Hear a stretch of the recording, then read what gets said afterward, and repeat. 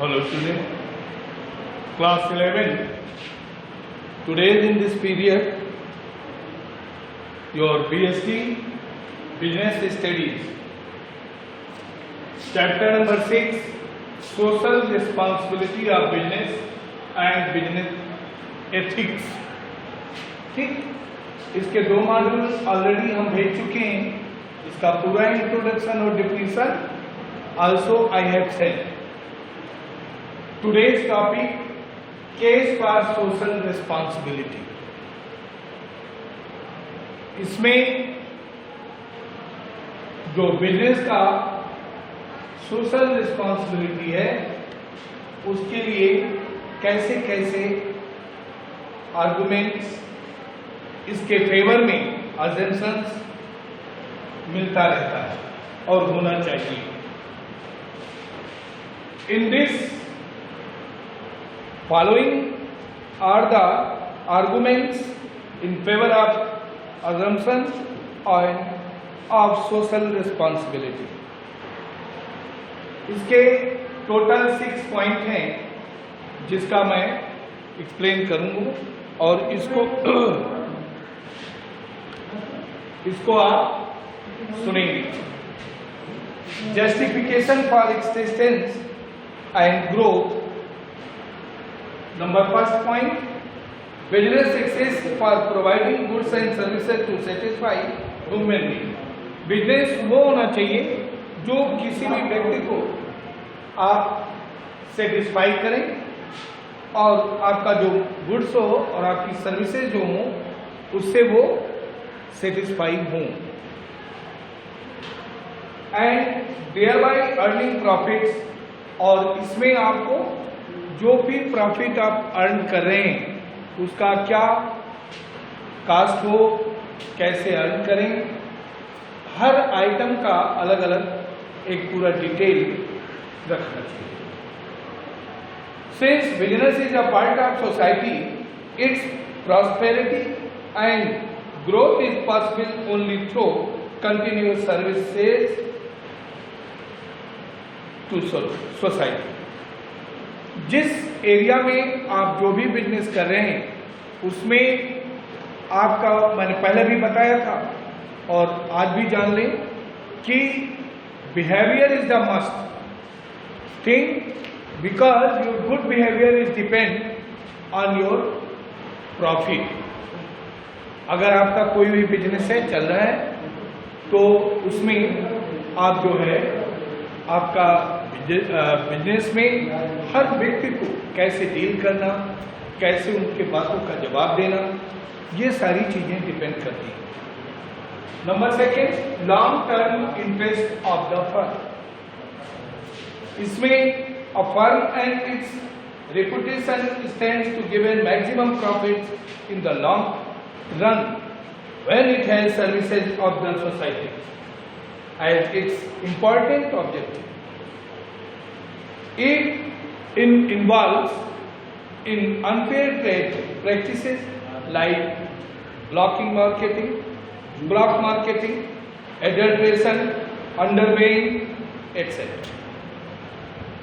Then the image of business is tarnished in the eyes of public.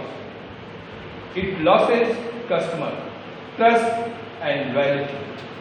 होता ये है कि जब कभी आप ये जान लें कि जो भी आप बिजनेस कर रहे हैं अगर आप ये सोच के करेंगे कि आपका प्रॉफिट क्या होगा, या आप ये जान लें कि जैसे कोई भी आंखों के सामने आपका जो भी सामान खरीदने आया उसको आप कम तोलें, डिमांड के मुताबिक आप उसके दाम को बढ़ा दें, ये सारी चीजें आपके बिहेवियर और आपके बिजनेस पर ही अफेक्ट डालेंगे. इसलिए अपने बिजनेस को कंप्लीटली लंबे समय तक चलाने के लिए और वो बिजनेस करने के लिए आपको ये ध्यान रखना होगा कि आपका जो एक्टिविटीज हो वो कस्टमर के प्रति अच्छा हो. Otherwise therefore it is in its personal interest of the firm fulfil the social responsibility. और ये आपका सामाजिक दायित्व बनता है कि जो भी कस्टमर आपके पास आए उसको बाकायदा सेटिस्फाई करके तब वापस भेजें। ये नहीं है कि माल कहीं नहीं मिल रहा है तो आज आप उस सामान को ज़्यादा दाम में ले लें, बेचना चाहें और ज़्यादा प्रॉफिट कमाना चाहें तो एक दिन का तो बात चल लेगा, लेकिन आप कंटिन्यूसली यही करना चाहेंगे तो नहीं चलेगा और इसका इफेक्ट टोटल आपके बिजनेस पर ही होगा। थर्ड है availability of resources with business. इसमें थर्ड है avoidance of government regulation, discharging social responsibility of help the businessman to avoid the problems of government regulation. हर जगह पर गवर्नमेंट के रेगुलेशंस को फॉलो करना चाहिए, उसको अवॉइड ना करें। अगर आप अवॉइड कर रहे हैं, उनकी बातों को नहीं मान रहे हैं तो आपके मार्केट में या आपके शॉप पर पहुंच करके उसके अलग अलग रूल और रेगुलेशन है, उसका आपको अफेक्ट वो डालेंगे। Just like you are selling and purchasing many types of the thing that checking by marketing inspector, तब आप वहां पर आपको प्रॉब्लम होगा और आप कुछ नहीं कर पाएंगे। फिर availability of the resources with business, third point 4, इसमें this argument help that business institution have valuable financial and human resources which can be effectively used for solving various social problems. Availability means ये है कि आपके shop पर या आपके business में वो आइटम परमानेंट तौर से मैन्युफैक्चरिंग हो रहा हो तो मैन्युफैक्चरिंग करा के रखें, बाहर से मंगवा रहे हो तो बाहर से मंगवा के रखें। ये नहीं कि आपने कोई भी नया आइटम आया और उसको महीने 2 महीने या 2-4 महीने खुद सेल किया और उसके बाद पता चला वो आइटम आपकी शॉप से खत्म हो गया, आपके बिजनेस से खत्म हो गया, आप उसका प्रोडक्शन नहीं कंप्लीट नहीं मंगवा पा रहे, माल प्रोडक्शन खत्म हुआ या मैन्युफैक्चरिंग खत्म हुआ या कंपनी से नहीं ला पाए या नहीं मिल रहा है, तो इसका भी इफेक्ट आपके बिजनेस में होगा। क्यों? क्योंकि अगर वो उसको पब्लिकली लाइक किया है सबने और आप उसको मार्केटिंग में पूरा डिमांड कंप्लीट नहीं कर पा रहे हो तो भी आपके बिजनेस पर उसका इफेक्ट बढ़ेगा। Better environment for doing business, इसमें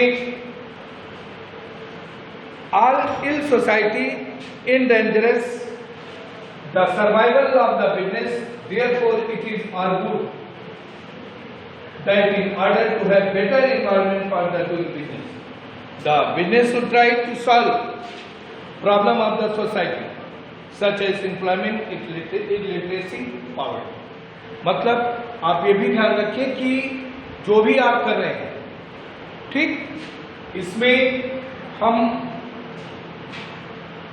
जो भी पब्लिकली या जो आपको जिसका आप बिजनेस कर रहे हैं उसमें यह भी होता है कि बहुत से कस्टमर ऐसे हों जो उतनी जानकारी उसके बारे में ना रखते हों और आप उस आइटम को बेच रहे हैं जो उनको भी पसंद है, ठीक, तो आप उनके गरीबी का या उनके अनपढ़ होने का फायदा उठाना शुरू कर दें, ठीक, ये भी होता है। भाई जो चीज़ हमको पसंद है मैं ले रहा हूं, मैं उसके बारे में नहीं जानता, तो नहीं जानता तो इसका मतलब ये नहीं है कि आप उसका डबल कास्ट करके ले लें या उस आइटम को हमें बेवकूफ़ बना दें, उसकी जगह पर दूसरा लेवलिंग वगैरह करके दे दें, डुप्लीकेसी में भी जो है अफेक्ट होता है। इस तरह से आप ये ध्यान रखें कि किसी के प्रॉब्लम को आप अपना प्रॉब्लम सॉल्व ऑनेस्टली उस चीज़ को उसको आइटम दें और समझाएं कि इसका ये फायदा होता है, इसका ये नुकसान होता है, तो आपकी बिजनेस में इम्प्रूवमेंट हो, कस्टमर्स आएंगे और आपका बिजनेस परमानेंटली चलेगा। Holding business responsible for social problem, इसमें भी it is argued that some of the social problems have been created by business units themselves. Environmental pollution, wastage of sources, scarce sources, therefore moral mobilization of the business। होता ये है कि बहुत बड़ी दुकान है आपकी या बहुत बड़ा बिजनेस है और उस बिजनेस को आप ऐसे जगह खोल रखे हो जहां पर कस्टमर नहीं पहुंच पाता या पहुंचता भी है तो आपने कोई भी बिजनेस स्टार्ट किया उसको वो चलता भी है और वहां पर फालतू 10 लोग बैठे हैं, तो फालतू जो 10 लोग बैठे हैं उसके कारण और कस्टमर कोई नहीं जाएगा और नहीं जाएगा तो रिजल्ट ये होगा कि आपका शॉप नहीं चलेगा, आपका बिजनेस खत्म हो जाएगा। I am giving the example only the general shop, but it is not follow only that shop. In many types of the firm, many types of the business, many types of the companies, सब पर ये लागू होता है। तभी जाकर के एक इतने आर्गुमेंट्स को, इतने बातों को ध्यान रखना चाहिए जिससे आपका सोशल रिस्पॉन्सिबिलिटी भी बनी रहेगी और आपका बिजनेस जो भी होगा वो कंप्लीटली इंप्रूव करेगा। तो ये मॉड्यूल नंबर 3 जो भी मॉड्यूल नंबर है इसको आप भेज रहा हूँ, कल ये जाएगा और इसको कंप्लीट कर लीजिएगा। इसका पिक आप अपने ग्रुप पर जरूर भेजेंगे ताकि मुझे पता चले कि आपने ग्रोथ किया या नहीं। Thank you children.